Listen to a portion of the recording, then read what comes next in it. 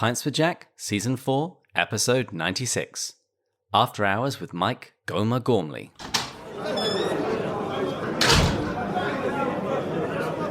Welcome to Pints with Jack.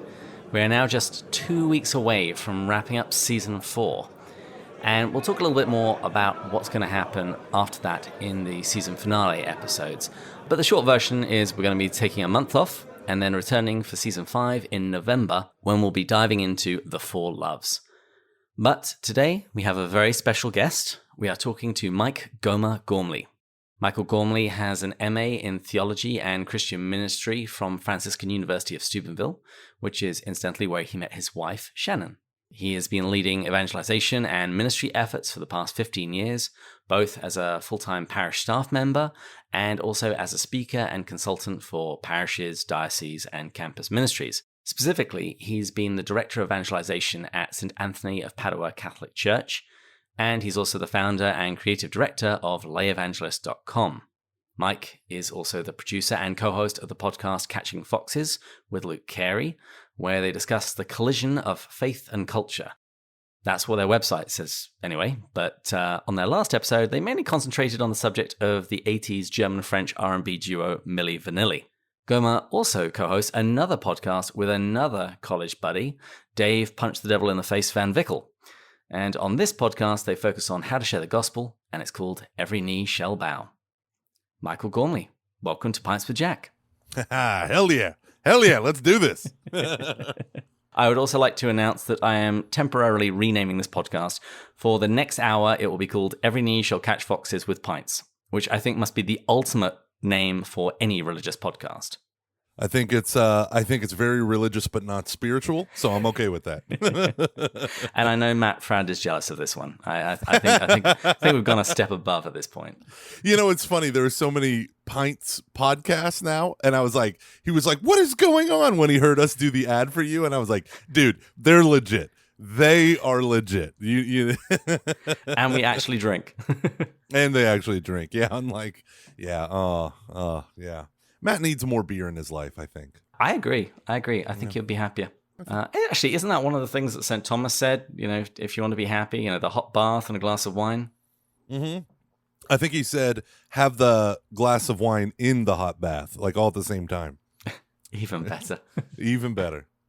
And a good cry. I think a good cry was one of them, too. Which is literally what I'm doing right now. I got my laptop set up in the bathtub. I got my glass, and I've been crying a lot lately. That would explain why your video is off. Thank you. That's, You're welcome. That's like a corporal and spiritual work of mercy, all in one. Yes, it is. Well, as our listeners know, the Jack in Pints with Jack is C.S. Lewis. Jack was his nickname. And whenever I give talks about Lewis, I always have to begin the talk by explaining that, because I know I'm just going to inevitably refer to him as Jack over the course of the talk, and it confuses people thinking that I'm talking about one guy called C.S. Lewis and another guy called Jack. And over the next hour, I'm sure I'm going to be calling you Gomer from time to time, so I think we have to start there. Before we go any further, and for listeners who are unaware, how did this become your nickname? Yeah, it's kind of sad. So when I was a sophomore in high school, all my friends went to Bishop Kelly Catholic High School. That's where I was when I was a freshman. And a lot of family friends were the theology teachers. Not all of them, but many of them were not teaching what I would call Roman Catholic theology, as par for the course in many Catholic high schools in the 90s. And so instead of fighting, I met this girl who had a huge crush on. And after a ZZ Top concert, I said to my mom, I woke her up like, hey, it's 2:30. I got home from the ZZ Top concert. Also, I want to be homeschooled. So I started homeschooling when they were at Bishop Kelly. And I thought that was an easy way out of getting in fights with these people, because they did not teach in any way, shape, or form Christianity in their theology class. So I was at home, and I would wake up at noon and make a big salad, and me and my mom would watch Law and Order. And one day at like 11 o'clock, my buddies called me on a payphone. That's how old I am, right? I'm 39. So they called me on a payphone, and they had just gotten out of Bible 1 class, and my last name being Gormley, one of my stoner sounding friends, but he wasn't a stoner. He would always call me Gormley. What's up, Gormley? And then he had just come out of Bible 1, Old Testament, and they just learned about the prophet Hosea, who God commands him to marry a prostitute to show Israel's infidelity to the covenant with Yahweh. And the prostitute's name was Gomer. And he goes, Gormley, wait, whoa, Gomer, whoa. And then when I eventually, so that kind of became a casual nickname, not really a hard and fast thing. But then I moved from Oklahoma to Texas, and a lot of people knew me as both. But when I went to Franciscan, my fall semester freshman year, there were 5,000 Michaels. Every homeschooled family named their kid Michael. So I just said, call me Gomer. And no one even knew my name was Michael. One day I was upset about that, but that was stupid. So my buddy just reminded me of that. He's like, who's Michael Gormley? Forget that guy. But so everyone called me Gomer, and then I became a youth minister, and it kind of stuck. So I've just rolled with it. Why not? So I'm nicknamed after the prostitute wife of the prophet Hosea, like a gentleman. Beautiful. Like a warrior. My dad, when I first told him that, he thought I was nicknamed after Gomer Pyle. And I go, no, like the prostitute wife of the prophet Hosea. And he just looked at me. Now, my dad is a tough guy from inner city Philadelphia. And he goes, you're named after a woman? And I was like, oh, God. It's a generational thing, Dad. Little did I know. When I first heard your name, I thought it was a take on the Addams Family with Gomez. Yeah. No. But no, prostitute. Gotcha. So you and I first met when you came to San Diego for a Steubenville conference. And for listeners who aren't aware, Steubenville conferences, they happen all across the country, despite the name. I really think they need to rename it because it confuses lots of people. But these conferences, they bring great musicians and speakers. It's basically a weekend retreat for thousands of teenagers to grow in their faith. And I had helped out with the San Diego conference, I want to say about 7 years. Nice. And my main job was to pick up the speakers and the musicians from the airport, drive them to and from their hotels, as well as around the campus for when they were giving their different talks. And in 2016, I went and looked it up. The speakers in San Diego were Oscar Rivera, Mary Bielski, Paul George, and you. Yay! So, listeners, basically, I was Gomer's chauffeur for the weekend. And it was actually only afterwards I found out that he was that guy from the Catching Foxes podcast. Yeah, it's awesome because whenever I go to Steubenville conferences and no one knows me because of the Catching Foxes podcast, because I'm not really allowed to talk about it, because it's America's #1 Catholic podcast. Asterisk footnote with explicit content. And when people find that out, they're like, oh, a Catholic podcast like Father Michael Schmitz? And I say, yeah. I mean, it's better, but but it's also explicit. And they just look at me like, I don't understand. I was like, you know how you talk with your friends in everyday life and pretend like you don't when you start talking about religious things? Well, we talk about religious things as if we're talking about them in our everyday life. So sometimes we cuss, sometimes we make wildly inappropriate jokes. Most of the time I edit those jokes out.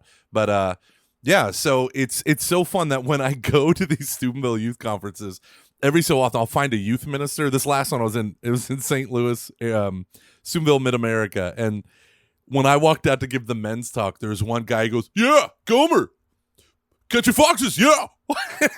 Like 1,000 people, and he's like way off in the back. So it's always fun.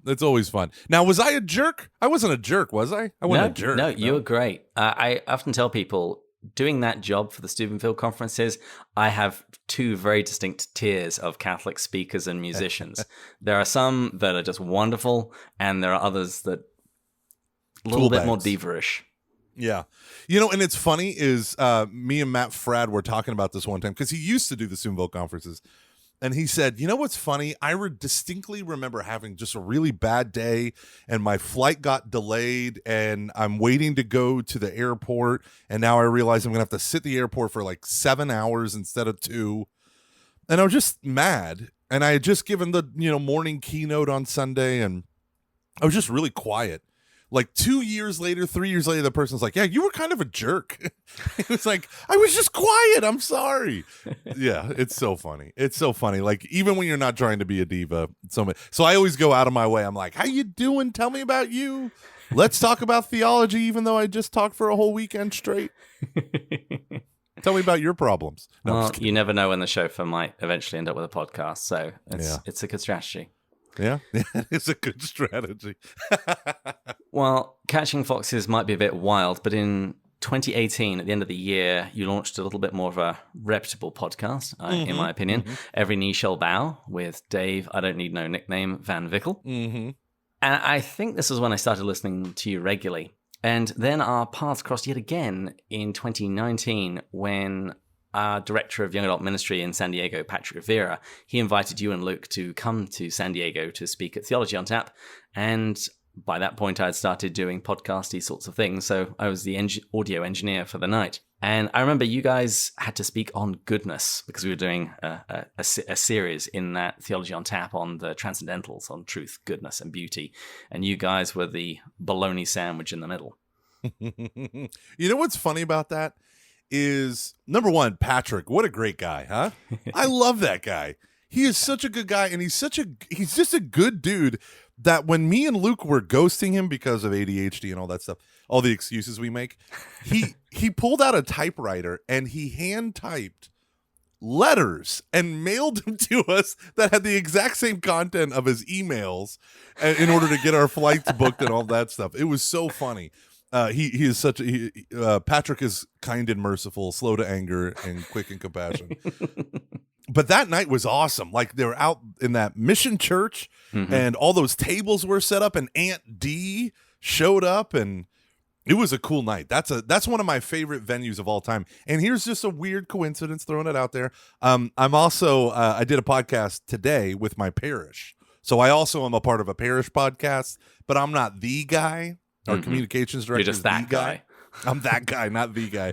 And he wanted to do it on the Transcendentals. And so I literally did one on unity, truth, beauty, goodness, and being itself, right? That's sort of, whatever. So the modern Transcendentals are truth, beauty, and goodness. But the kind of the Thomas Aquinas, he has a bunch of different ones. But so I had to do it on that, and it's always the goodness. Goodness is what gets me. I know I'm supposed to be all like modern and cool or postmodern and talk about beauty, but it's the goodness that gets me. Okay, this is the first of many digressions I'm sure we're going to make tonight, and we haven't even got to the quote of the week. Have you watched Ted Lasso? Season 1, yeah. I love that show. I mean, language warning. It's kind of like Catching Foxes. Don't listen to it with your grandma. But there's something about his character that is just so good. Yeah. That you just love him. Yeah. Yeah, Luke said after the kind of thing that pushed me over to actually watching it, because Apple's stuff, when Apple launched into the Apple TV space, everything was so dang woke. Yeah. At least all their ads and stuff, except for C, which is their Jason Momoa stuff. But everything was so woke, it was kind of driving me nuts. And I hesitated on watching that. And man, so when I watched the first episode, I was like, I get it. This guy is so overwhelmingly kind, nice, all that stuff, that I watched the next episode. I binged the whole season, then went to bed at like 3 a.m, told my wife about how much I liked it. We watched one episode before the kids woke up, and then we binged it again. I binged it with her that night, and we've been hooked ever since. We love it. Yeah, my wife and I binged it as well, and it is quite a wonderful show. I can almost forgive him for describing tea as, what did he call it? Oh, it's so disgusting. Mud water, something like that. So disgusting. When he said that, I was like, yes, sir.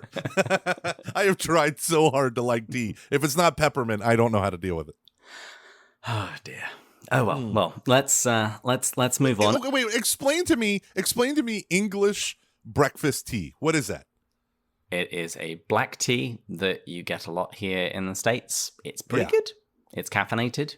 But if you want really good stuff, I would try something else like Tetley's, or even Twinings is pretty good.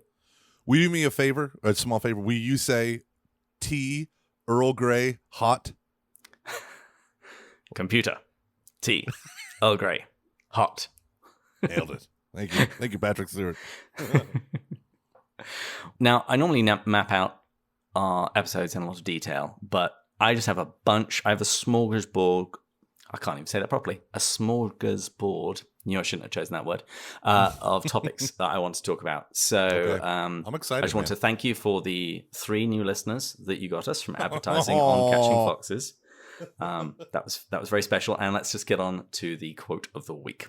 And listeners, whenever I listen to Gomer talk about stuff, I'm often struck about how his worldview is so shaped by the Gospels. And so, based on that, I decided to choose for today's quote of the week from Jack's essay, Is Theology Poetry? Where he says, I believe in Christianity as I believe the sun has risen, not only because I see it, but because by it I see everything else. And for the drink of the week, I'm drinking my last bottle of my first 6-pack of local Wisconsin beer since we just moved. It's called Spotted Cow, and it's delicious. Mike, what are you drinking? Okay, I am not drinking anything that comes in a pint. If it did, I'd be passed out on the floor by now. I am drinking something that I rarely have, but I literally bought it just for this show. Oh, I'm touched. I am drinking a White Russian. Has nothing to do with the show. It's just a fancy drink for me, because other than that, I would be drinking Truly's Fruit Punch Hard Cider, and everyone makes fun of me for that. But I don't know. No, I think that's fine. I mean, I appreciate the effort. Thank you. The Gomer abides. Indeed. Well, we also recently had a new listener, Sterling Bud Summers, join us on Patreon, so I want to now offer him a toast. So if you'll raise your glass, Bud, may you always offer all you have to the Lord, not conforming to the pattern of this world, but be daily renewed by his Holy Spirit. Cheers. Cheers. Nice. And that is one of my favorite Jack quotes that you threw out there. I love it. Love it.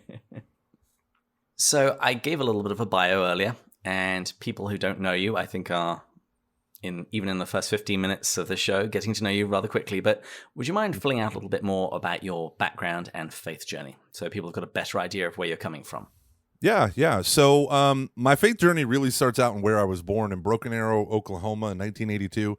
Because hardcore fundamentalists buckle the Bible belt, in the shadow of Oral Roberts University.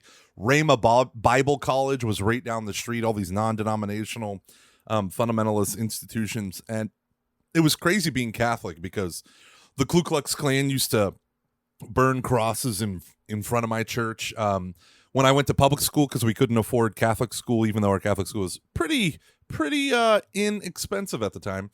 I went to public school, and I was me and my brother, we were the only Catholics in the whole school.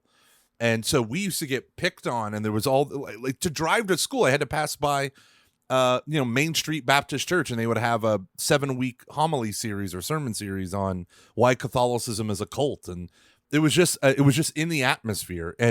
But I was also simultaneously known by all my teachers as the most religious Christian kid in the school. So whenever things would come up, like they would be like, Mike, what do you think about this? And I would go off, and because my mom was also the DRE of our parish, it was a Polish Capuchin Franciscan mission church. The Polish priests were liberated from a Nazi concentration camp by troops from Broken Arrow, Oklahoma, of all places. They had the tattoos of the numbers on their arm.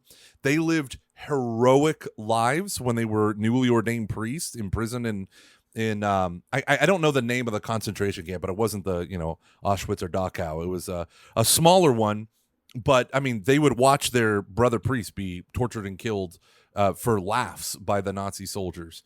And so when they were freed, they said, out of a debt of gratitude, we want to come to Broken Arrow, Oklahoma, of all places. So 2 priests and 1 lay consecrated woman. Eventually the priest made the journey up. They begged the whole way, old school Franciscan style, and they built our church. And that was kind of like the siege mentality that everyone who went, if you cared a little bit about your faith at our church, you cared a lot, because everyone was against you. And so for my upbringing, it was the Catholic faith was everything. My parents every week went to a Bible study, all that stuff. My parents were so involved, my dad in the Knights of Columbus. So whenever I become a teenager, I desire above all things, because I had spent the last 4 years as a freshman, sophomore, junior, senior listening to Scott Hahn audio cassette lectures. And I was like, I have to go to Soomville. I turned down I was moments away from going to Holy Trinity Seminary in Dallas. And I decided, no, I want to go to Soomville instead. And I got accepted at the last minute. And there I went to Soomville, and I fell in love. I majored in philosophy and theology. Philosophy because I thought I was going to be a priest. And then I thought, well, you can't go to Steubenville and not major in theology. So I tried to cross out philosophy and circle in the bubble for theology. And I get a piece of paper back saying double majoring. And I was like, we'll see how this works. And it worked beautifully. Beautifully. I took the max load of credits every semester. I fell in love with it. And I joined a household called AMDG. And that's where I realized the value of Christian community, both as peers and men older. They were the rock of my life. And from this day, everything that I have in terms of my Catholic faith, I recognize as funneled through community and fostering community, being a part of that. So I went to I got a job back at my home parish because I wanted to put down roots there. My now wife was my then girlfriend, and she was at a parish on the other side of Houston, which you might as well say on the other side of the state, about an hour and 15 minutes away. And so we were all trying to do the youth ministry life teen thing. And eventually when we finally, after me breaking up with her numerous times, we eventually made the commitment to get married. We went back to Franciscan to finish our graduate degrees. And I launched layevangelist.com shortly after after I got my master's degree, a very rough youth ministry year at a place that was it was a great place and great people, but it did not fit our family. And so my wife got a job back at her old church doing a different thing. And I said, you know what? I'm going to try to launch my own speaking ministry. And it went nowhere. I was just at home. I told people all the time I was self-employed, but I was literally unemployed. I think I gave 2 talks that year. So then I got back into youth ministry, and then layevangelist.com blew up. And I've been traveling every month, 2 times a month, 4 times a month, every other month, whatever I wanted to do ever since. And then thank God one day someone came, my old boss, my old youth minister back at my church that I'm at now, she called me up and she said, how would you like to do adult faith formation? I said, dear God, yes. Get me away from the middle schoolers, please. I can't do youth ministry anymore. If I have to look at one more liability form, I'm going to go nuts. So I go, and I've been doing adult faith formation now for 8 years. At St. Anthony's, and because of COVID and all the kind of craziness and we had layoffs, we lost about 10 people because of the plummeting offertory and all this stuff. I became not only a director, but I then took over youth ministry, and now I'm in charge of all of womb to tomb faith formation. So now I have my mom's job. I'm the DRE, basically. We call it the director of evangelization, but that's what I'm doing now. So it's pretty crazy. So I travel and speak on the side. I literally yesterday got back from the provincial assembly for the Atlanta diocese. So it's Atlanta, Raleigh, Charlotte, Charleston, and Savannah. And I did a conference on youth ministry for priests and bishops. And so I do stuff like that. I do parish missions, and it's a source of great joy for me. But I will say this, with doing the speaker thing, there is nothing, like, it's very sycophantic, right? So people who like you will say nice things about you, and they'll cry at the bottom of the stage after your talk and hug you and, oh, that was so great. But you don't journey with anyone. And I work at a parish where I have to deal with the ugly side of very fussy parishioners and people who grow in their faith and then relapse and fall back and backslide and all the other things. So I am committed to making disciples in my hometown, in my home parish. We have community that is my life. I love it. So I get to do the speaking stuff and the consulting stuff and all that stuff. But my heart is forming disciples here at the home parish. And a lot of those themes that you've touched on, it really comes across in all of your podcasts, particularly the emphasis on community, the idea that it's not like you're just one and done. It's like, no, this is now a journey. You're a disciple. You've followed Jesus, so that's what you're now doing for the rest of your lives. So let's just briefly talk about your podcast so people know what to expect. So Catching Foxes I think it was one of the first Catholic podcasts I actually even ever heard of. I looked it up. You started 6 years ago, and you have about a little over 300 episodes. Yep. So aside from Milli Vanilli, what is it that you talk about? What would you say is the point of Catching Foxes? No, that's it. It's Milli Vanilli. Like, we peaked. We're done. No, Catching Foxes, the idea around it was me and Luke, I met at Franciscan my fall semester, freshman year, freshman orientation, that whole deal. He's an AMDG household with me. The thing with Luke and I is catching foxes are the types of conversations that we have when we got, beer in our hands and we're at a bar and we're talking, and I had just gotten out of a theology class or whatever. It's about life. It's about all this stuff. So what we noticed was, at the time, there were no Catholic shows, right? There were radio shows that they would turn into podcasts, like Catholic Answers Live, which is great. I love Catholic Answers. I really do. I listen to all their stuff. Catholic Answers Live, Catholic Answers Focus, Council of Trent with Trent Horn.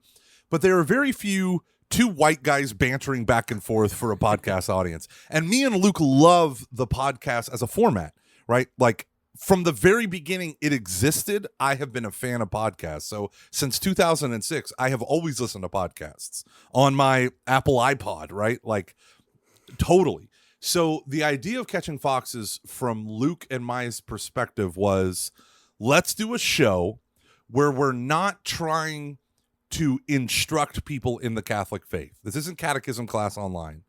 We are two adults at various levels of intoxication. Oh, I thought you were going to say various levels of adults. Yeah, at various levels of maturity due to the intoxication. And we are having an honest conversation about whatever. Like, that's the goal. Sometimes me and Luke, the banter at the beginning that some people hate, is the show. And sometimes we dive right into a topic and we go the whole time. And sometimes we bounce around. We're notorious for our show, the 10-minute topic, because we can't think of anything. So we beg our Patreon supporters, give us 10-minute topics because we don't know what to talk about. But the whole point is discussion over instruction. That's one of our taglines. And I'll never forget, what cemented this for me was a man sent me and Luke an email. And he said, when you actually get past your stupid John Boy and Billy BS and get to, and I had no idea that was like a syndicated morning shock jock show, and you actually get to the point it's tolerable, but your language is horrible. You're horrible people. Clean it up. I want to be able to listen to this with my high school son. How dare you? And so I was thinking of a response, and that kept me up for for like 2 or 3 nights.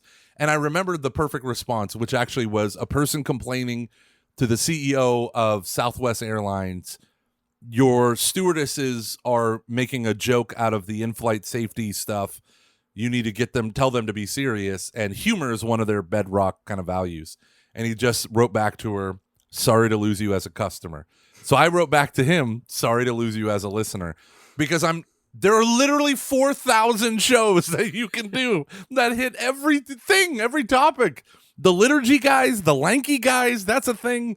All the guys, they're all talking about theology, all the pints, all the Aquinas, all the Augustines, they're all out there, right? It's all out. You can literally get someone reading the Summa article by article if that's your jam. Okay, but that's not what we're trying to do. We're trying to do a talk show with two guys. Sometimes we interview people. So that's what Catching Foxes is supposed to be. So I had a guy come up to me and say, or talked smack about me, but it really mattered because he paid me for stuff. And he said, I don't know if I'm going to have Gormley on anymore. And he said, what do you mean? He said, I hear sometimes on Catching Foxes he uses foul language. And the guy looked at him. This is Dave Van Vickle of Every Knee Shall Bow. This is before we ever had a show. He goes, dude, you literally have the foulest mouth of any Catholic I know. And the guy said to him, yeah, but not in public, not on a podcast. And he's like, so you're mad at them for being on? And we don't have a foul mouth that much-ish. Maybe I actually think you've got a good deal cleaner recently. I just put this down to Matt's influence since he decided to clean up his language. Oh, no. Has nothing to do with that. Literally has nothing to do with Matt. Sometimes I edit. When me and Luke go off, those don't make it. Those don't. Oh my gosh. The things we said at the last episode due to a recent article about a South American bishop being exposed and all this stuff. Me and Luke went off for like 10 minutes and then I just snip. That's not going in the actual show because Michael Gorman's about to talk to a bunch of bishops and priests and I don't want that out there. So yes, there is some debauchery. It used to be more alcohol fueled in the beginning. There's one episode where I was so nervous. It was our first interview, episode 7, Arlene Spenceley, and I was drinking a beer, and by the time I looked down, we were 10 minutes or 20 minutes into the show, and I'd finished a 6-pack, and I didn't realize that. And I leaned back in my chair broke, and I fell over, and it's crazy. So no, our podcast is what humans sound like when they're talking, who are also very immature about their Catholic faith and other things. Well, what about your more reputable podcast, Every Knee Shall Bow? Every Knee Shall Bow was inspired by the fact that I'm a huge Bishop Robert Barron fan. Well, huge. I love the guy. I love Brandon Vaught. I love all the things that they do. I have every book they've ever done, right? And good Lord, I think they got like 20 books in the pipeline this year. Yikes.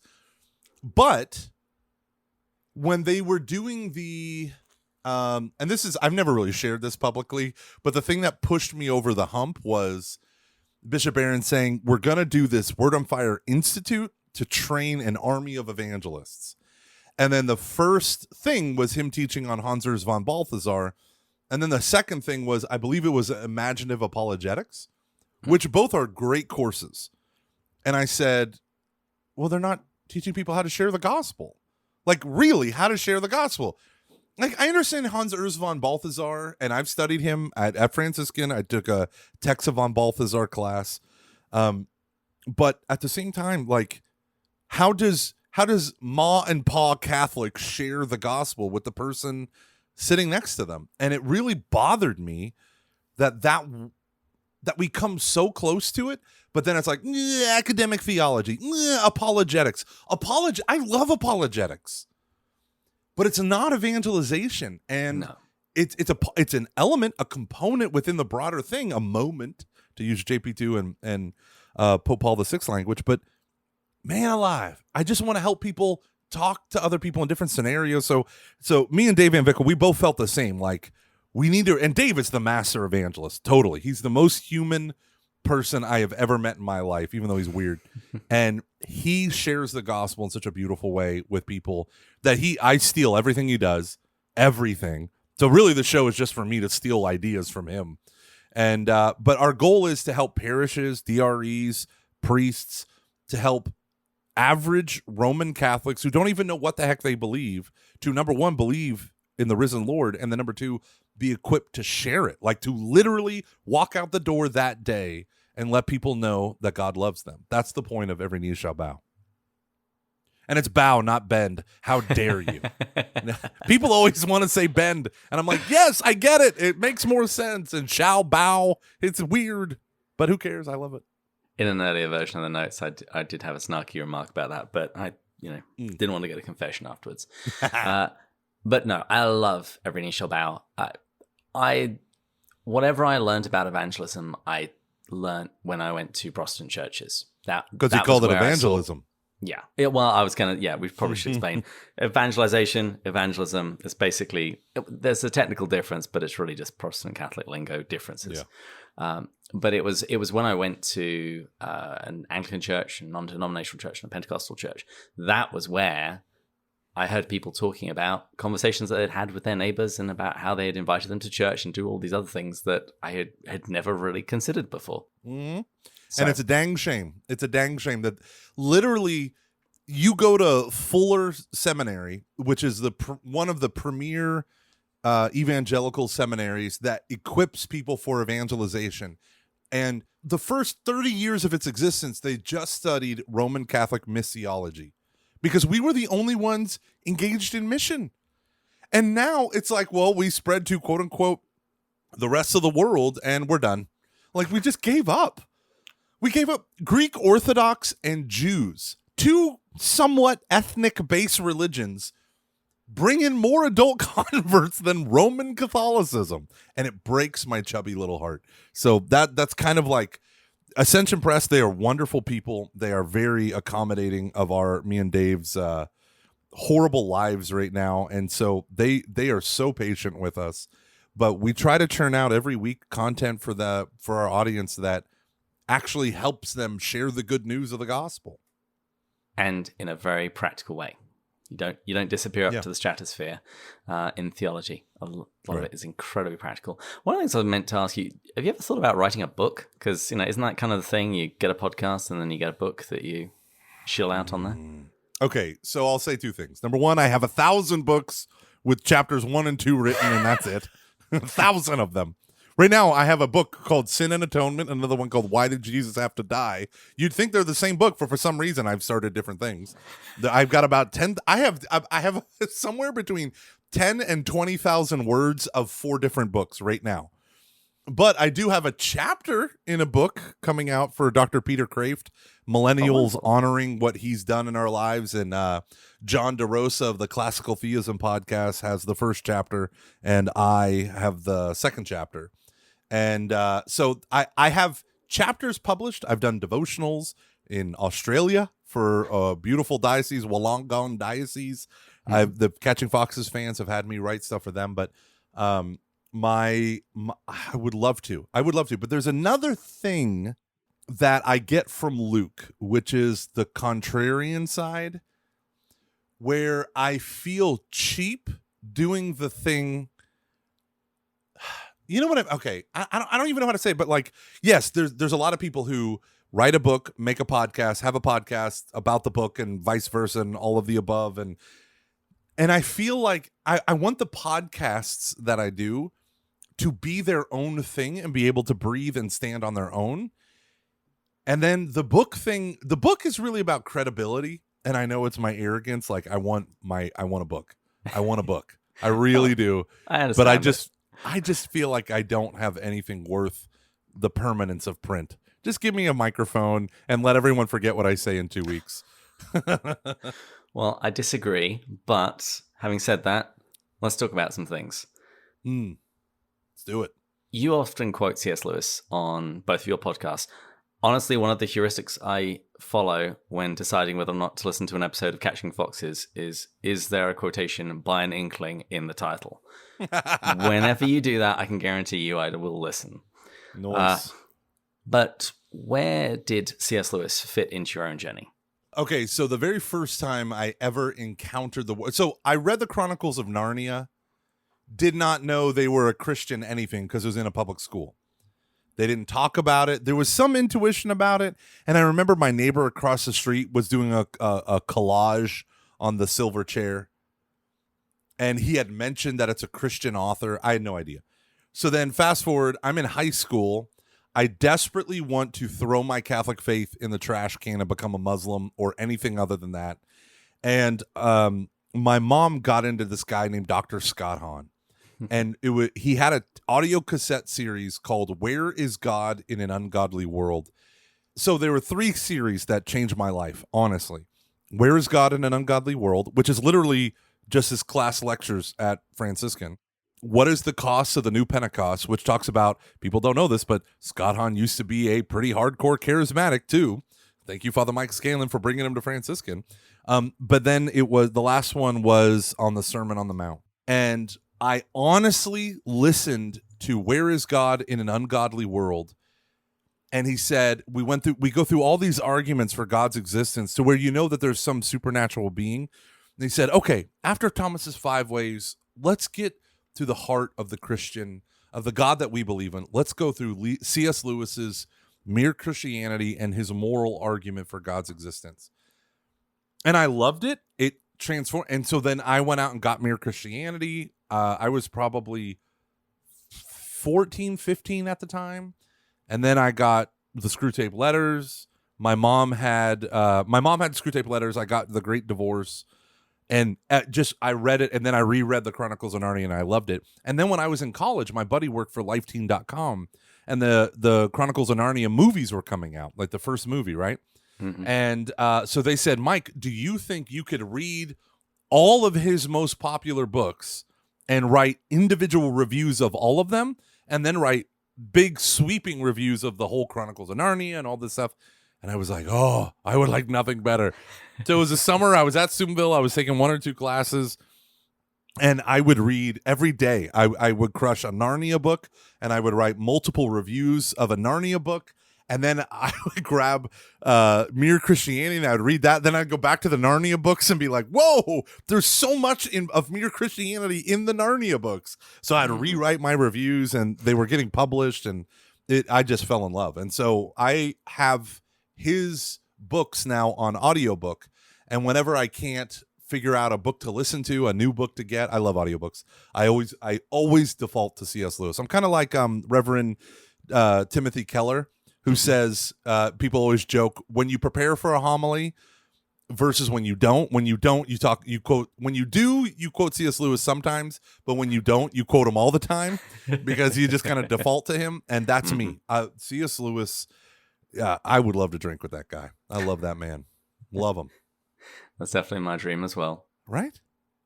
Well, then let's transition and talk about atonement, because I know you've been on a bit of an atonement kick recently. Yep. In fact, the week that we're recording this, you were on the Classical Theism podcast with our mutual friend, John DeRosa.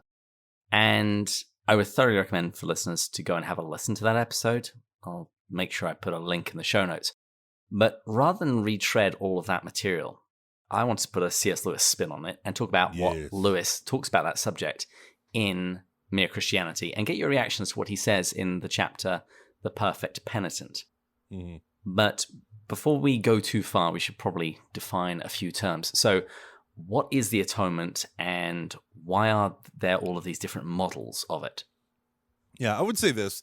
The atonement literally is an English word that's brought into pretty much universally into theological vocabulary. It's not just a Greek or Latin, right? It's the only English word that really stuck across all of these things. It's often the word that's translated kippur in the Hebrew. And atonement means, how do we come at one with Jesus Christ? So typically, atonement theology focuses specifically on the death of Jesus and how his dying and rising reconciled us, brought us at one with the Father. So you have soteriology, which is a study of salvation, which involves, I would say, atonement plus justification. But atonement itself is just, why did Jesus have to die? Did he have to die? Could he just shed one drop of his blood? Could God just have forgiven us with a wave of his hand? What is it about what Jesus did that was so necessary, fitting, important, crucial, whatever words you want to use? And so when we step back a moment, so many of us have heard that Christ died for us, but we don't understand exactly how that worked. So atonement theologies, plural, try to apprehend how that worked. And so there's a bunch of atonement theologies. There's a bunch. There's not any one. The fathers kind of rallied around what we would call the ransom theory of atonement, that our sin basically put us underneath slavery and bondage to the devil. And so Jesus, in his death, paid that ransom by his blood to buy us back, or redeem. The word redeem means to buy back, to buy us back from the devil. Different fathers talked about it in different ways. Another way of viewing it is the Christus Victor theology that was popularized by a Swiss theologian that really drove home this notion of, no, it's not this kind of modern Lutheran interpretation called penal substitutionary atonement. It's really Christ the victor over the dark powers. And it's a blend of a bunch of different things. You got people like N.T. Wright, Anglican theologian, who kind of blends penal substitutionary atonement with Christus Victor.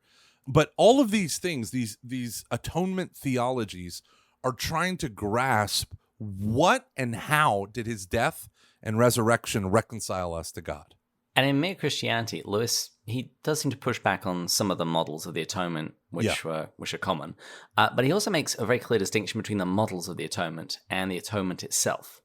He says the central thing is that Christ's death somehow put us right, gave us a fresh start. But he says theories as to how this actually worked is another matter entirely.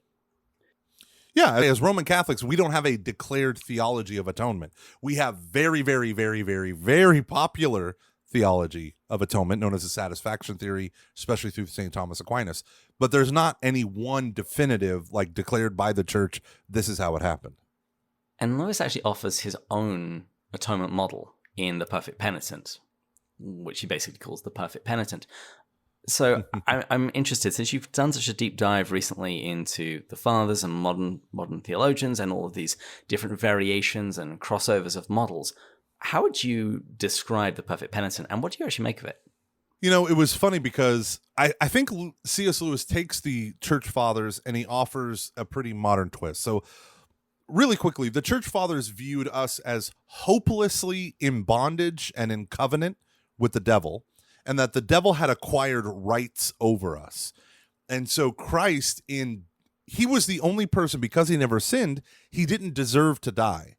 And so by dying by dying on behalf of us, not necessarily in our place, but on behalf of us, what he did was he didn't owe the devil his death, and the devil took it. So therefore the ransom was paid infinitely because he didn't deserve to die. So he paid the ransom and set everyone free.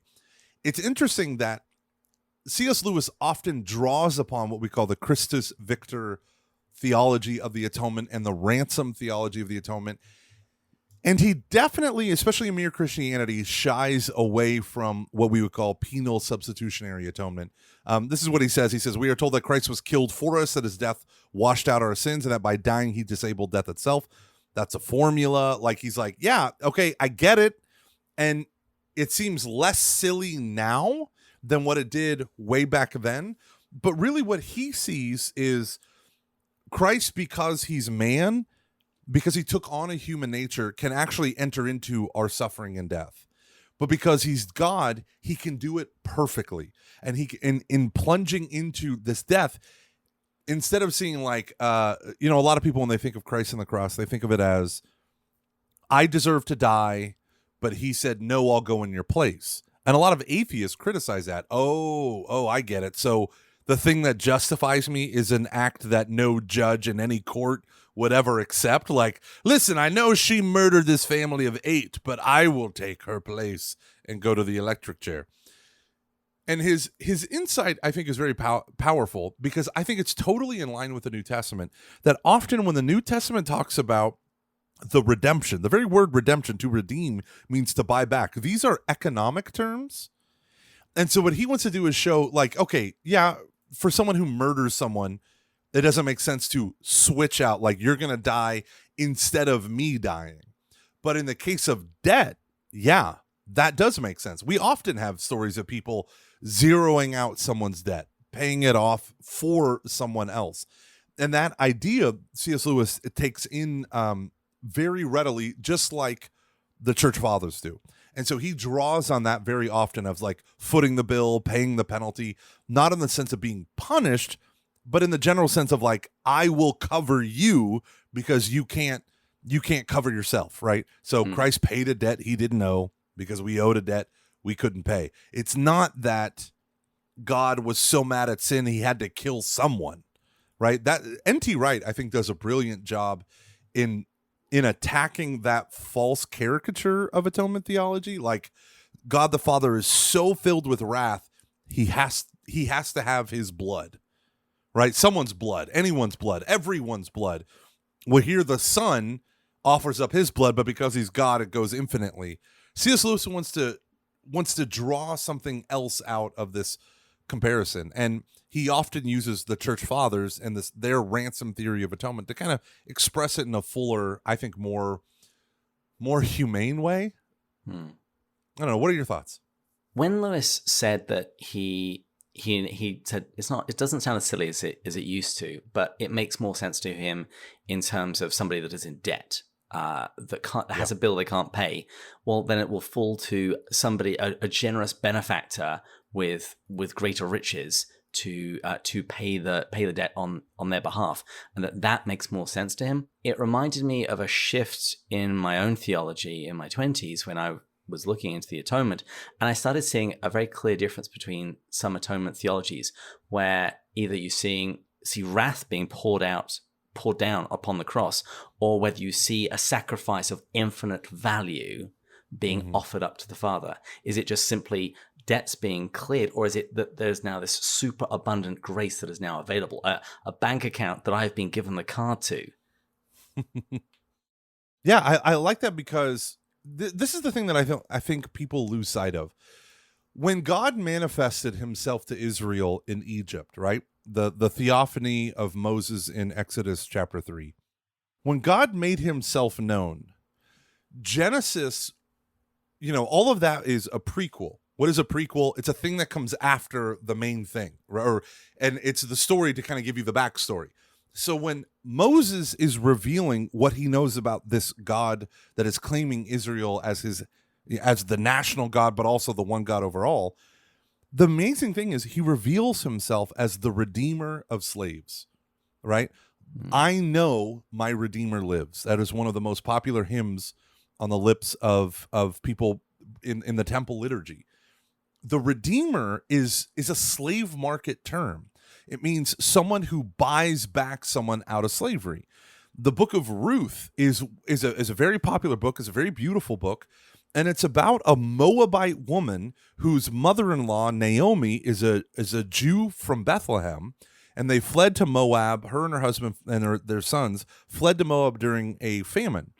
And then their sons marry Moabite women. The sons die. The husband dies. It's just Naomi. Naomi says to her daughters-in-law, listen, you're young, you're beautiful, go get another husband. And Ruth says, no, your people will be my people. Your God will be my God. And it's beautiful. It's incredible. It's 4 chapters of amazingness. So she says, okay, well, I'm going to go back to my husband's home. So she goes back to Bethlehem. And they're gleaning the fields, right? They're picking up after the harvesters go by. And Boaz sees this beautiful Ruth. The story goes on. Boaz is a very rich, wealthy, well-to-do member of her husband's family, of her father-in-law, Ruth's father-in-law's family. But he's not the kinsman redeemer. The kinsman redeemer was a title and role of basically your rich uncle or grandfather, whatever patriarch was in your family. He was responsible for making sure the family property and people, the bloodline, didn't fall into slavery, didn't get sold off. Because if you had debt, you would sell your children off, or yourself, your land would get possessed and sold. So what the kinsman redeemer was in those societies, they had the right to buy people and property back. And the funny story of Boaz was they schemed so that he's like, hey, this beautiful woman comes with a mother-in-law. And then he's like, whoa, no, you can have him. You're second in line. So Boaz marries Ruth, takes in Naomi, and she's the grandmother of King David. So this idea of kinsman redeemer was someone who buys back. When you're hopelessly lost in debt, when you're in bondage and slavery, the redeemer buys you back. Redemption was a completely different term than atonement. Atonement was a temple term that described what you do when you have sin and you want to be free of your sin. The New Testament combines ransom and redemption, which are slave market terms, with sacrifice and atonement, which are temple terms, right? And what is atonement all about? Well, if you look in, just read Leviticus chapters 1 through 2, just 2 chapters of Leviticus. You kill an animal outside the temple, you get its blood, and that blood is the atoning sacrifice. It's not the murdering of an animal. It's not like you said, well, listen, Lord, I committed adultery, I deserve death, so I'm going to put my sin on this animal. We're going to murder the animal just like I deserve your wrath. That's actually how pagan Rome did their sacrifice. That's how the pagans, the Canaanites and the Philistines did their sacrifice. They killed the animal on the altar. Israel didn't. They killed their animal outside the tent and outside the tabernacle, or outside the temple. And then they took the blood and brought it into the holy place, and they smeared it on the altar. They splashed it on the floor in front of the Holy of Holies or around the altar. The whole point was blood is a detergent that cleanses me from the pollution of sin. And so when you begin to see this beautifulness unravel within, or not unravel, but like be fulfilled in Christ Jesus, his blood takes away the sin of the world because it's an infinite blood. So it's of infinite worth because it's the blood of God himself. And so my favorite thing is when you go into the Chronicles of Narnia, right? So one day I'm driving with my kids and we're talking about the story of Samson, right? What does Samson do? Samson's a terrible person. People keep thinking everyone loves Samson. He's a horrible person. He's the worst of all the judges of Israel, right? He's a Nazirite, which means he can't drink wine, can't touch women, and can't cut his hair. So where do you find him? 9 times out of 10, he's at a pagan brothel, and he's just hooking up with ladies, right? One person thought that our show was called Catching Foxes because he tied up a bunch of foxes with torches on their tails. But that was after he spent like a weekend boozing with prostitutes.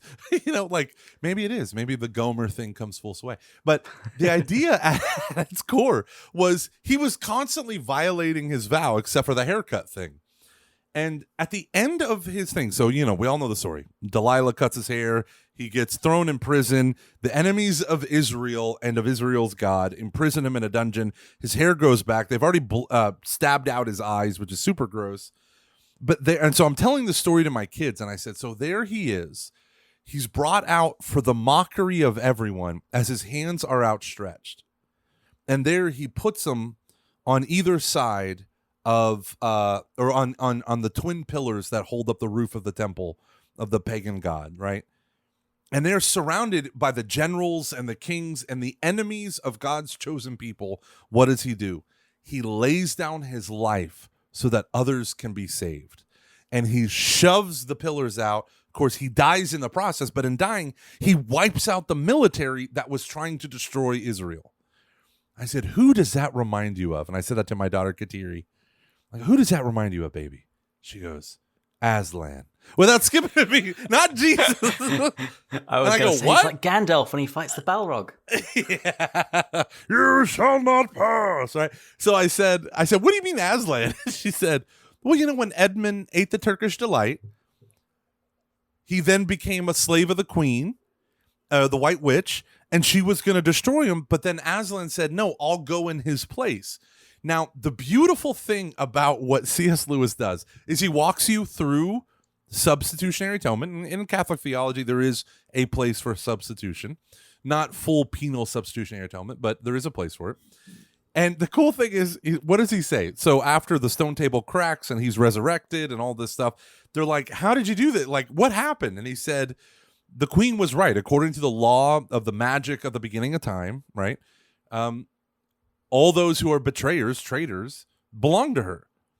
But according to the deeper magic from before the dawn of time, and I remember thinking about that when I was a little kid, and I'd be like, that's lame.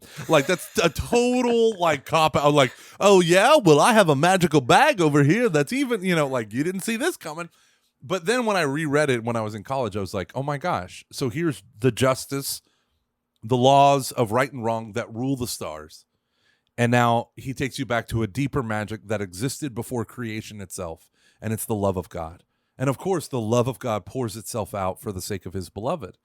And I thought that was so beautiful, and that my daughters picked that up, I thought was awesome. So I said, so honey, who is Aslan? And this is back when she was like 7 years old. I said, so who is Aslan?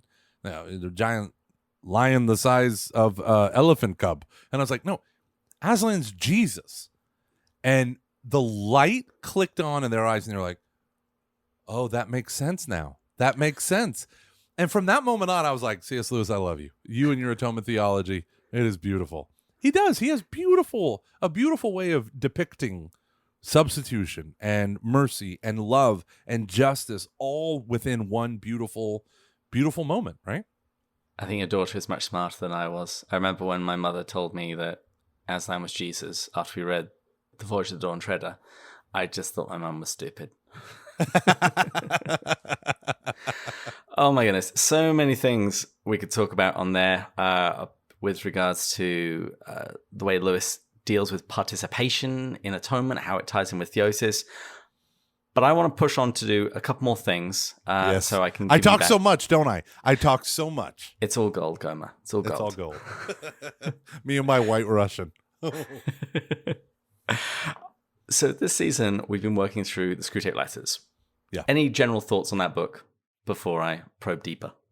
I love the Screwtape Letters. And funny story, you had Dr. or Father Dwight Longenecker on the show to talk about the what was it? The Gargoyle Chronicles and the Gargoyle Code and the Slub Code. Gob Instructs. Yeah, yeah, Slub. Oh gosh. Lewis nails the names. I don't know if Father Dwight nailed the names, but Lewis really nailed the names. Wormwood and all that stuff. But I told him that I really loved. So the last talk that I gave in Charlotte, he sat front and center. he came up to me afterwards. He's like, Mr. Gormley, I really loved your talks. And the whole time I'm thinking, tell that to your face. You are the most intimidating man I've ever met in my life. Tell your face you liked my talks. So he did not smile once. I'm cracking jokes left and right. I even made a seamless garment joke. Oh, I killed everyone else, but not him. But so when he introduced himself to me, I was like, oh, okay, I've read a lot of your stuff and blah, blah, blah. And I said, and I just listened to your Pints with Jack episode where you talk about what is it called? The Gargoyle Code, Code. And I was like, I loved it. I thought that conversation was so great. And he goes, yes, it was great. I enjoyed that too. Yes. But the beautiful thing about the Screwtape Letters, like the Screwtape Letters to me, I never read them if I except reading The Great Divorce either before or after. I always keep them in tandem. Yeah, I always keep them in tandem. And I think he does such an excellent job. I would say my favorite part of the whole thing is when the patient is still not a Christian and he begins to contemplate timeless questions. And he's like, don't get him thinking about that stuff. Just distract him with the number 9 bus and the thing and look at that person over there. And you distract him. You don't want him thinking deep thoughts. You know, and I remember thinking that. And then the next line was, or another chapter was like, oh no, war has broken out. You're happy. Don't be happy, because that's when people start thinking seriously about life and death things. And I remember really being moved as a high school student. You know, it wasn't for me so much about, like, I know for some people it's like spiritual warfare and all this stuff, but it was like, I mean, I guess it is, but it's like Lewis wrote my biography by talking about so many of these sins. He's so insightful that I couldn't help but I saw myself on every page, you know, and my own desire to know God, but only on my own terms. Yeah. I felt like of all things, that's what the Screwtape Letters laid bare.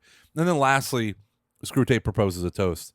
You know, the Napoleons and the Don Juans are gone. Now we've never had so much, but it's never been so paltry. You know, like I think about the sins of pornography, especially how it owns so many people. The number one question the priest asked me at the priests and bishops at that provincial assembly was, what advice do you give for us as confessors of high school students and middle school students and young adults who talk about pornography? And they're addicted to it. And I'm like, yeah, see, that's it. Like, they're addicted. I remember walking out of a middle school retreat and kids are crying and they loved it. And oh my gosh, the adoration and blah, blah, blah. And then I walk in their cabin and they're watching porn on an iPhone. And you're like, it owns them at such a deep level. And to take that, Screwtape, the nefarious plotting, scheming to destroy our salvation in Christ Jesus. And then you look at the Great Divorce and the guy who has the lust as the dragon on his shoulder, right? Mm-hmm. Everything that I read about that to me is like, yeah, we live in a realm of almost a non-existence compared to what awaits us. The grass itself will cut our feet in the true heavenly homeland when we go farther up and further in. See what I did there? Farther up and further in. My favorite sermon of Lewis's is The Weight of Glory, and he says that we're like kids playing with mud pies because we've got no idea what is meant by a holiday by the sea. Yes. He says our desires aren't too strong, they're too weak. We are far too easily pleased. And that scene with the red lizard on the ghost's shoulder, it plays out like every single sin I think I've ever struggled with. All the same excuses that I give. Oh no, I'll just do this gradually. Oh, it's not so bad. And in the end, I just have to decide. I've got to give an answer one way or the other to the question: may I kill it? Yeah. Can I tell you the funniest thing though of trying to describe lust as a dragon on your shoulder? Whenever I try to describe that scene to people, I always feel like a total idiot, right? Like, he's on his shoulder and he's telling him like, you can't live without me, and then the angel's like, can I kill it? And it's so funny because people don't get it, but then when they read it, they're like, oh my goodness, that was my favorite part. What is your favorite? I'm turning the tables now. I'm interviewing you. Okay. If you could only read one C.S. Lewis book, what would it be? I think it would be The Great Divorce. I have Yeah. endless arguments with Andrew over which is Lewis's best book, but I think The Great Divorce is Lewis at his best insofar as the amount of ground that he covers, Yeah. the striking images and vignettes that he gives us, as well as a both positive and negative. In the Screwtape Letters, you have that final chapter where, spoiler warning, the patient dies and goes to heaven, and it's beautiful. But throughout the Great Divorce, you catch glimpses of what, bringing it full circle, real goodness is like.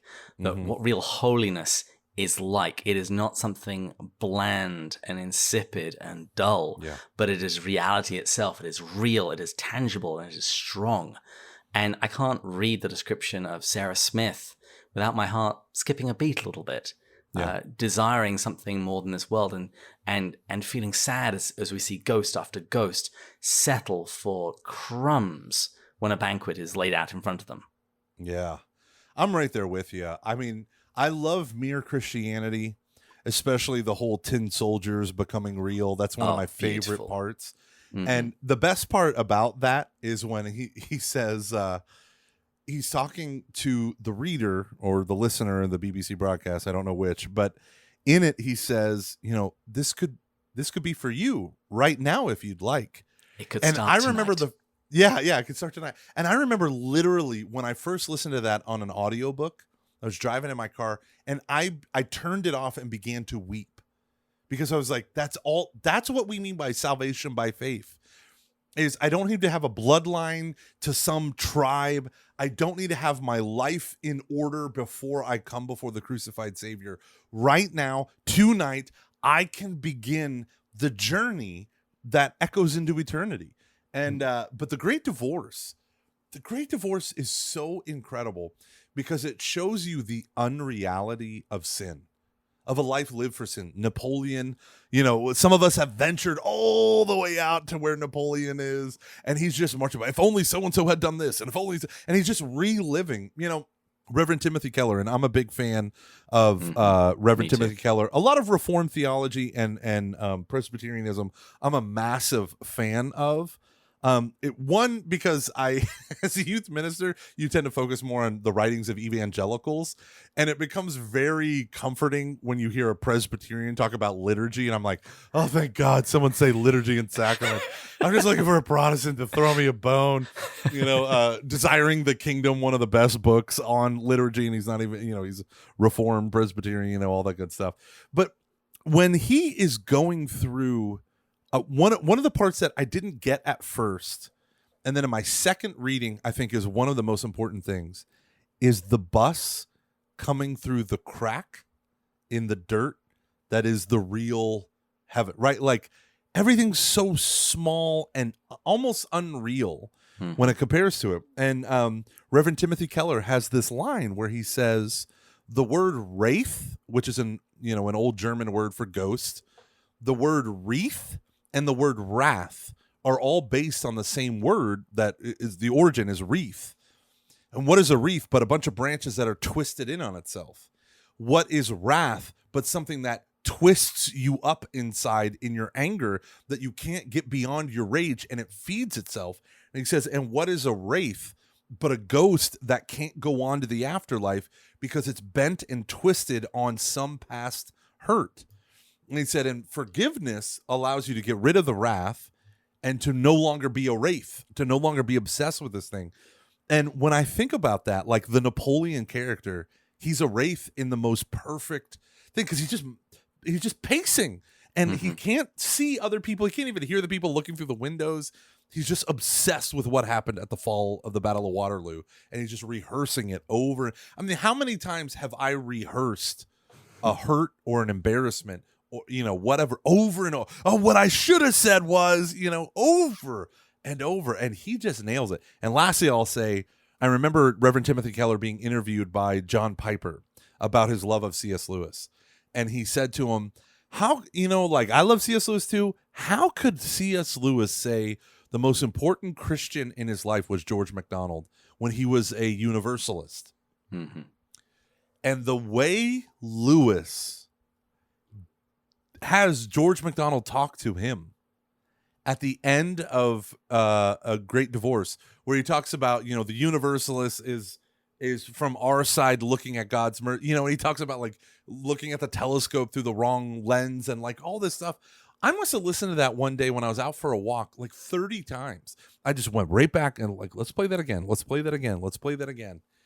It was beautiful. And I literally almost emailed John Piper and just said, just listen to this one part. I think you'll resolve that YouTube video I saw from 8 years ago that, this is where C.S. Lewis draws so much, obviously the mythology, the symbolic representation, but he incorporates them. Like, this is how I think he justifies, George MacDonald's universalism, how he wedges it into C.S. Lewis's kind of inclusionism.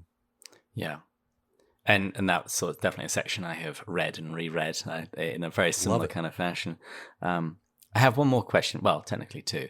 But before we get to that, I want to say that when we went through The Great Divorce on the show, the phrase that we used repeatedly, one was originally said by St. Augustine, I think, and then picked up by Martin Luther, incurvatus in se, a soul turned in on itself, that this is why the ghosts and the grey town are so weak, because they're just turned in on themselves. Whereas the Christian invitation to life is to turn out from yourself to the others, both my neighbor and to God. And that's where real life actually is. Oh, and it's so good. It's so good because if you look at especially Cardinal Ratzinger's theology of his atonement, his soteriology, but his Christology is Jesus, or even his Trinitarian theology is a man for others, right? When you look at the Trinity, you see someone that is essentially for the other, right? The Father giving himself in love to the Son receiving and returning, Jesus as the Son being sent into the world, the Holy Spirit being sent by the Father and the Son. There is this image of this giftedness at the very core of being itself. And so you look at JP2 and his theology of the body, where the law of the gift is the law of human nature, is the law of marital intimacy, like this constant giving away of yourself. And this notion of Jesus on the cross being for man, for others, a man for others, constantly draws one out of oneself. And the saddest thing I see in doing youth ministry and young adult ministry is we are a generation of hyper self-concerned people. Whether you're talking about self-help, whether you're talking about self-care, right? You're talking about like, I work with tons of self-promotion. It's patreon.com/CF. That's patreon.com/CF. No, but like brides, I do marriages.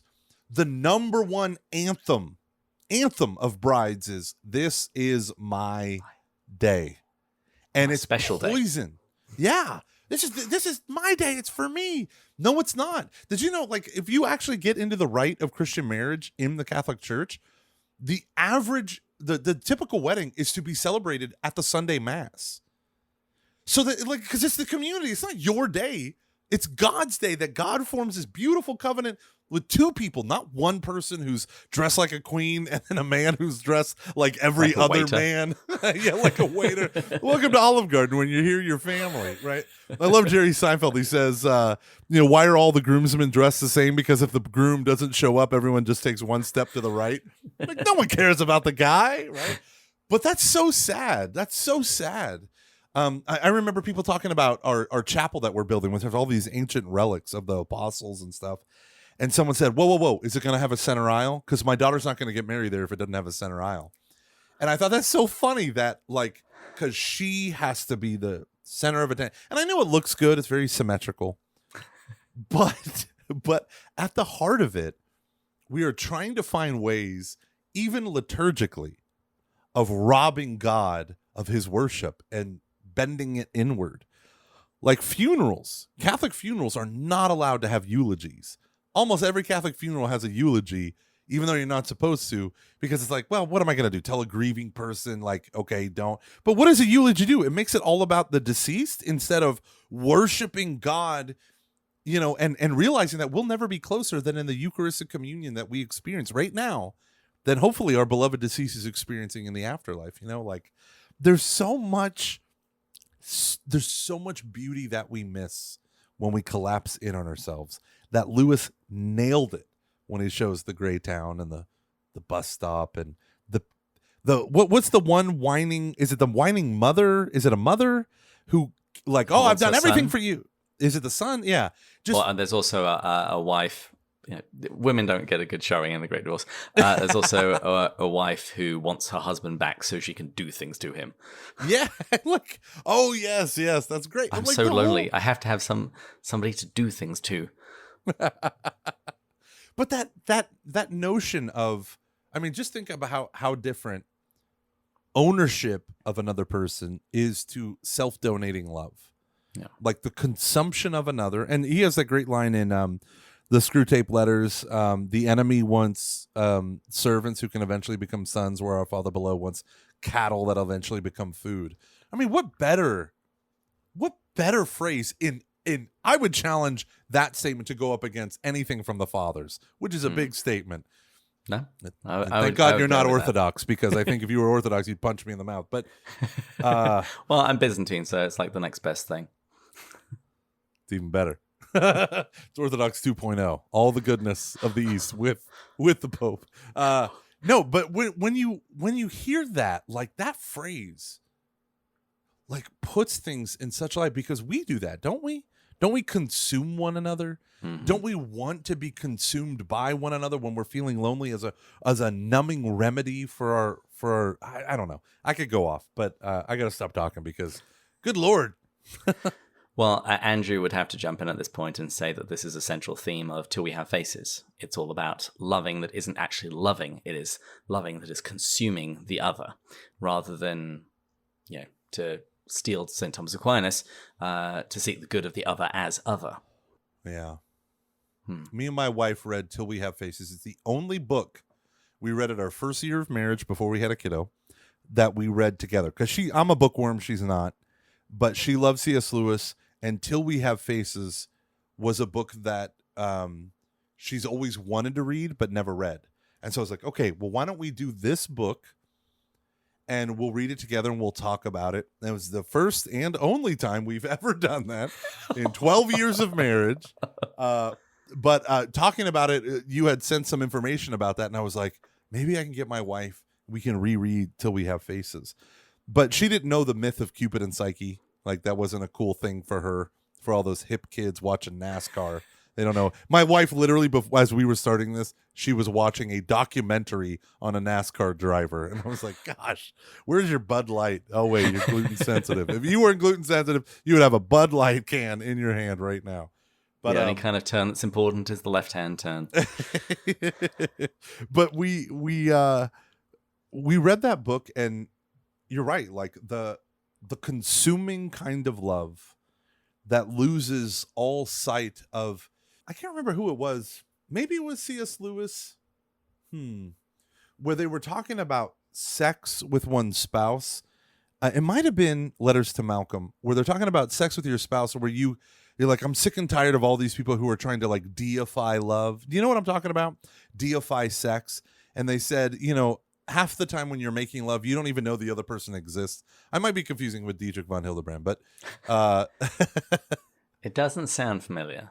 Okay. The thing that I've got in my head in response to that is in The Four Loves, where Lewis says that love, when it's made of God, becomes a demon.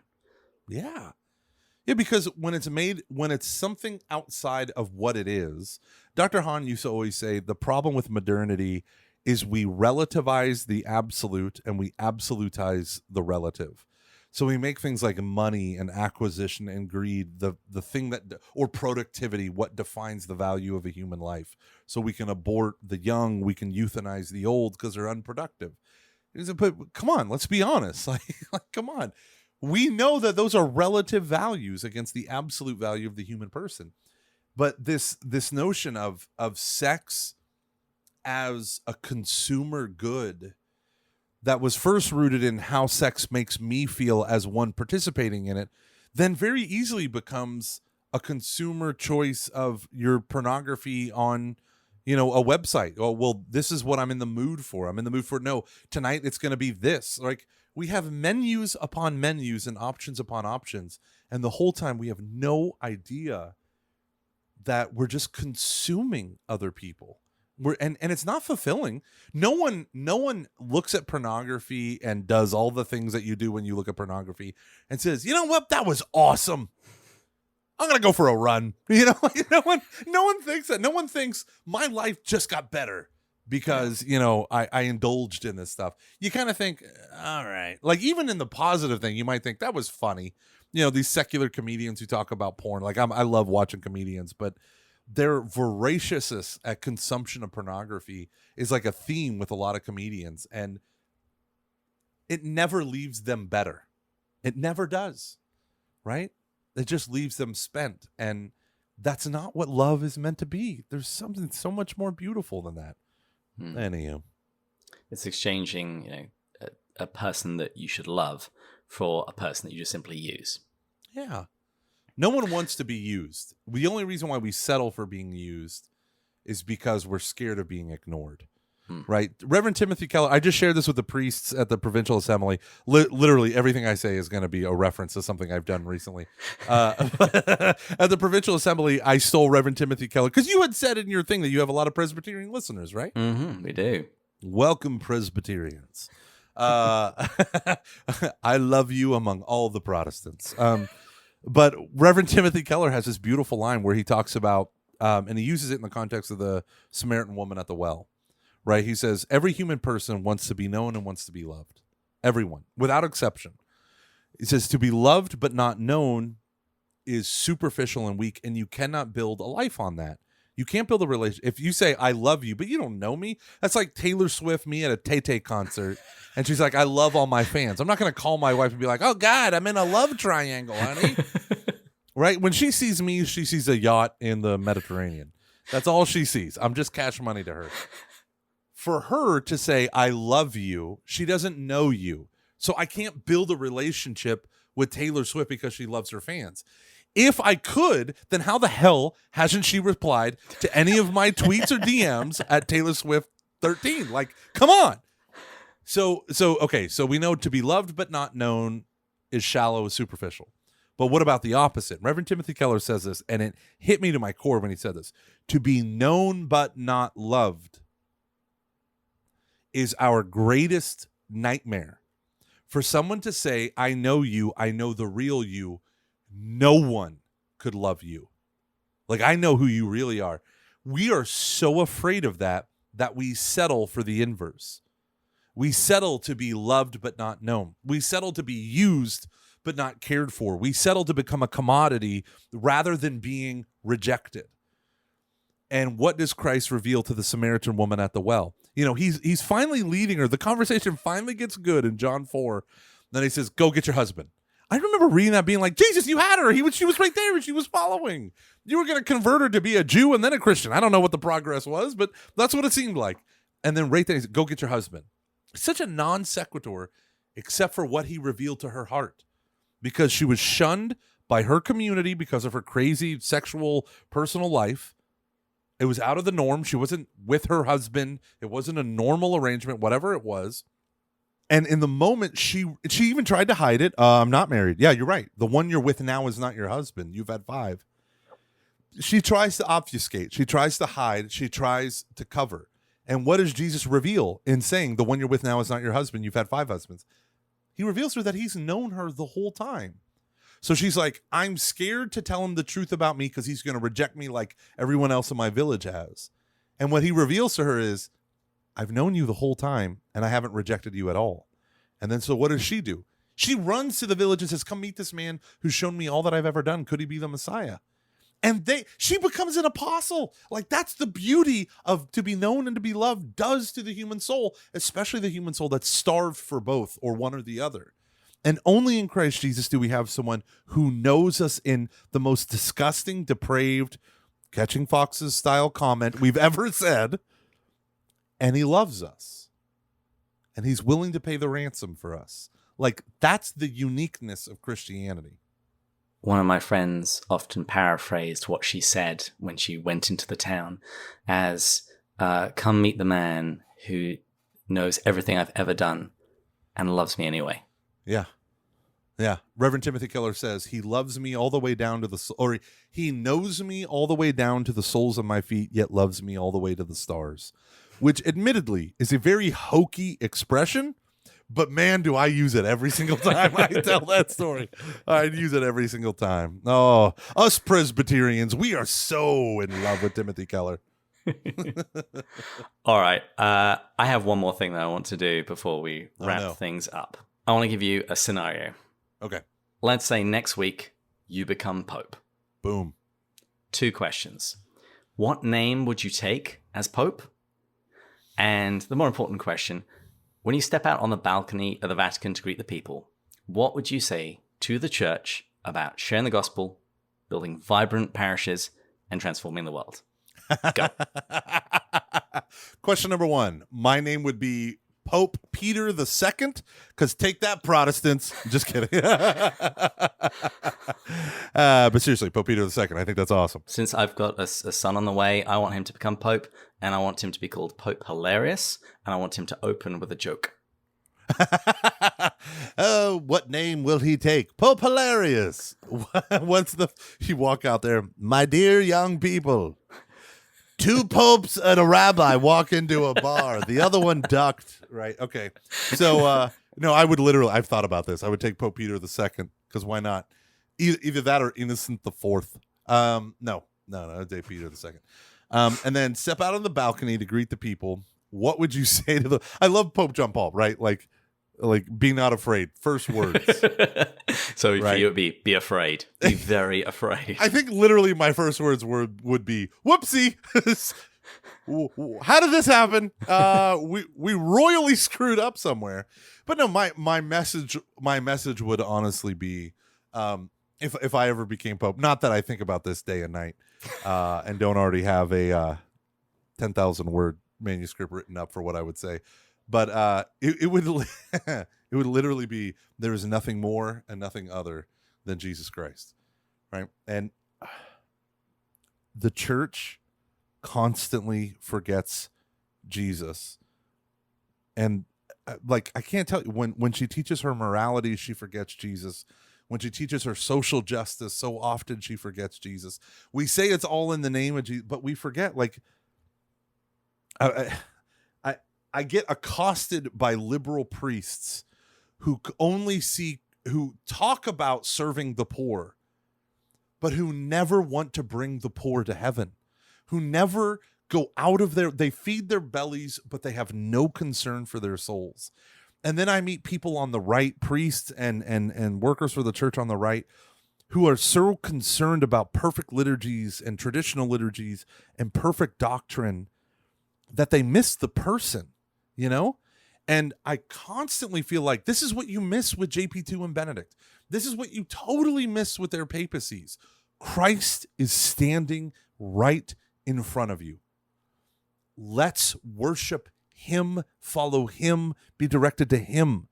Everything that we do is like, the church keeps talking about being Christocentric, and I feel like so often we don't live that out.